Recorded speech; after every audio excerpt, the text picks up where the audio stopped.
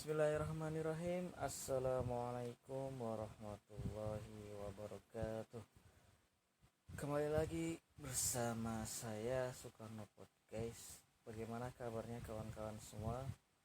Semoga kita semua dalam lindungan Allah Subhanahu wa taala dan selalu diberikan kesehatan oleh Allah Subhanahu. Amin amin ya rabbal alamin. Baik, podcast kita kali ini saya akan sedikit mencoba membahas tentang apa sih itu Indonesia. Mungkin bagi sebagian orang mengenal Indonesia itu adalah sebuah negara yang kaya dengan sumber daya alam, atau mungkin ada yang berpikiran bahwa Indonesia itu adalah terdiri dari pulau-pulau dari Sabang sampai Merauke. Ya, itu sah-sah saja ya guys, karena setiap orang berhak mendefinisikan Indonesia itu seperti apa. Bahkan kalau kita bisa coba tarik mundur ke belakang, kita buka lagi buku sejarahnya, atau mungkin kita udah males buka buku-buku sejarah yang pernah kita baca waktu SMA atau SMP, atau bahkan buku-buku sejarah kita waktu SD. Karena ya ngapain sih gitu ya kita terlalu larut dalam sejarah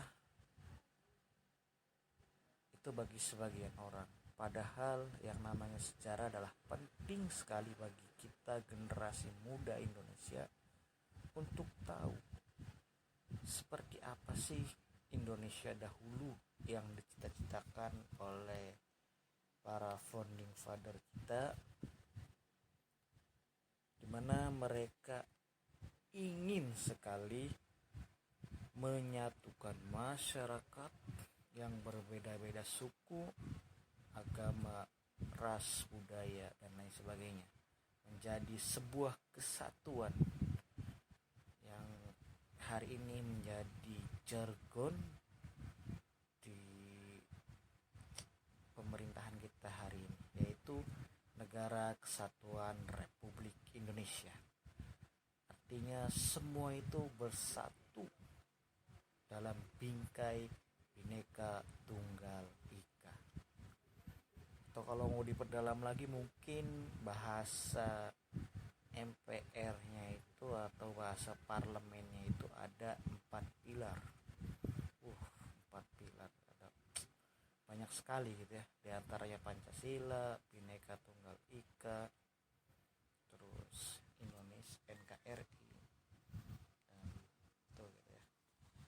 Nah, ini definisi sederhana bagi saya apa sih Indonesia itu. Bagi saya pribadi, Indonesia itu bukan hanya sekedar negara kesatuan Republik Indonesia, bukan hanya Pancasila, bukan hanya Undang-Undang Dasar 1945 atau Bhinneka Tunggal Ika yang tadi disebutkan ada 4 pilar.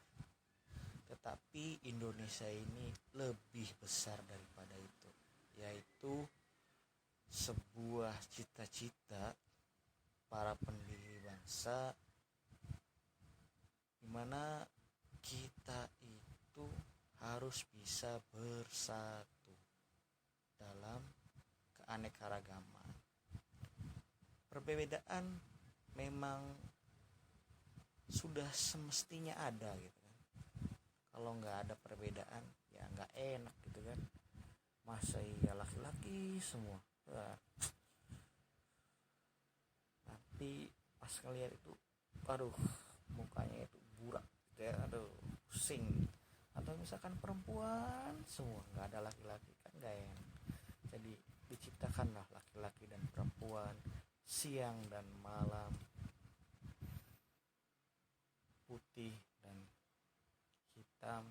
dan lain sebagainya. Semuanya berpasang-pasangan dan ada perbedaan di antaranya gitu ya.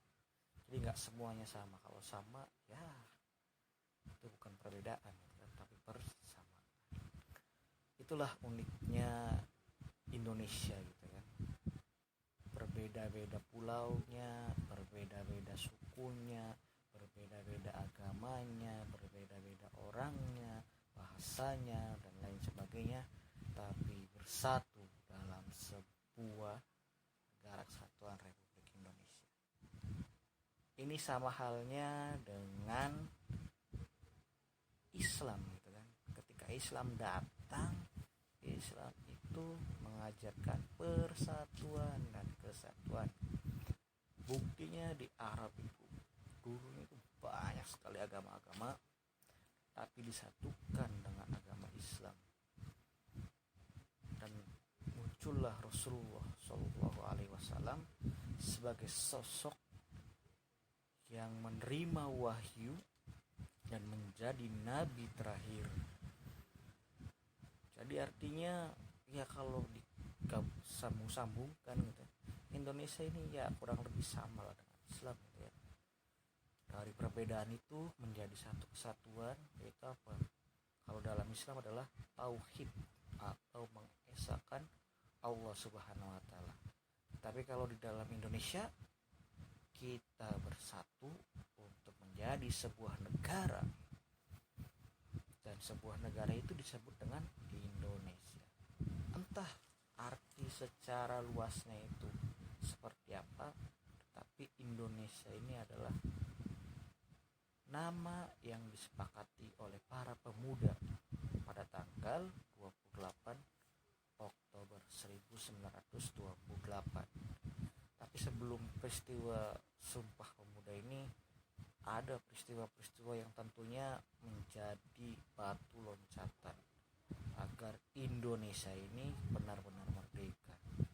Mulai dari Syarikat Islam, terus ada Budi Utomo dan lain sebagainya. Tapi yang paling terkenal adalah biasa dalam beberapa buku sejarah itu Budi Utomo, karena Budi Utomo ini memiliki peranan yang sangat krusial karena dia mendekati Sumpah Pemuda tadi gitu ya. Kalau Syarikat Islam ini kurang begitu familiar di beberapa kalangan karena buku-bukunya pun sangat jarang sekali, maka perlulah kita balancekan sejarah kita, diluruskan bahwa founding father dari Indonesia adalah Syarikat Islam, terus ada Budi Utomo, dan terakhir digaungkan yang namanya Sumpah Pemuda. Dan disitulah semua pemuda bersatu ingin Indonesia merdeka, satu bahasa Indonesia, tanah air Indonesia, dan berbangsa satu bangsa Indonesia. Itulah isi dari Sumpah Pemuda. Maka perlulah kita sedikit kembali melihat sejarah bangsa Indonesia, bagaimana Indonesia dilahirkan sampai Ibu Pertiwi melahirkan Kalimantan, Sumatera, Jawa, Papua, dan Sulawesi dan lain sebagainya. Itu perjuangan yang luar biasa. Kalau dalam materi stand up-nya siapa itu yang lucu itu yang dari timur itu, saya lupa lagi namanya, di Suci 3, Abdul Arsyad. Oh ya, Abdul Arsyad. Dia menjelaskan di dalam materi stand up-nya bahwa Ibu Pertiwi ini luar biasa bisa menghasilkan pulau-pulau gitu kan.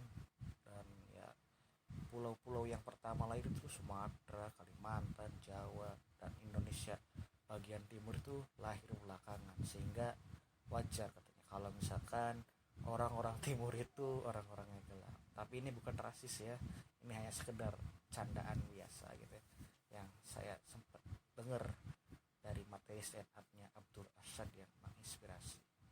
Mungkin itu saja yang bisa disampaikan terkait podcast kita kali ini. Tetap semangat dan stay tune di Soekarno Podcast. Semoga semua diberikan kesehatan, dan jangan bosen-bosen untuk dengerin podcast di Soekarno Podcast ini karena akan membahas hal-hal yang baru. Itu saja yang bisa disampaikan. Bila ada kata-kata yang kurang berkenan, mohon dimaafkan karena kesalahan datangnya dari diri saya pribadi dan kelebihan datangnya dari Allah Subhanahu wa taala. Saja akhirul kalam. Assalamualaikum warahmatullahi wabarakatuh.